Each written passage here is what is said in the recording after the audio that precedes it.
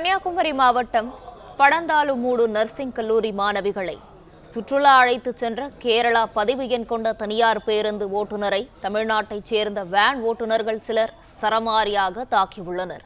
இது தொடர்பான கூடுதல் தகவல்களை தருகிறார் செய்தியாளர் கண்ணன். வணக்கம். இது குறித்தான முழு விவரங்கள் என்ன? பதிவு பண்ணலாம். வணக்கம். அதாவது கன்னியாகுமரி மாவட்டம் தமிழக கேரள பகுதியான படந்தாலுமூடு பகுதியில் செயல்பட்டு வரும் பேஸ் நர்சிங் கல்லூரியிலிருந்து மாணவிகள் சுற்றுலா செல்ல ஏற்பாடுகள் செய்யப்பட்டிருந்தன. இந்த நிலையில இன்று காலை மாணவிகளை ஏற்றிச் செல்ல கேரளா பதிவெண் கொண்ட சுற்றுலா பேருந்து வந்துள்ளது. கல்லூரியிலிருந்து மாணவிகளை ஏற்றி கொண்டு பேருந்து திரும்பும் போது கல்லூரி நுழைவாயிலில் நின்று கொண்டிருந்த உள்ளூர் சுற்றுலா வேன் ஓட்டுநர்கள் சிலர் பேருந்தை வழிமறைத்து மாணவிகளை பேருந்திலிருந்து இறக்கி விட்டதோடு கேரளா சுற்றுலா பேருந்து ஓட்டுநரை சரமாரியாக தாக்கியுள்ளனர். தொடர்ந்து தாக்குதலில் ஈடுபட்ட வேன் ஓட்டுநர்கள் பேருந்தில் இருந்து மாணவிகள் இறங்கிய பின்பு அந்த தாக்குதலை நிறுத்தி அங்கிருந்து கலைந்து சென்றுள்ளனர். நேற்று நாகர்கோவில் ஸ்காட் கிறிஸ்தவ கல்லூரியிலிருந்து சுற்றுலா சென்ற மாணவிகள் 3 பேர் விபத்தில் உயிரிழந்தனர்.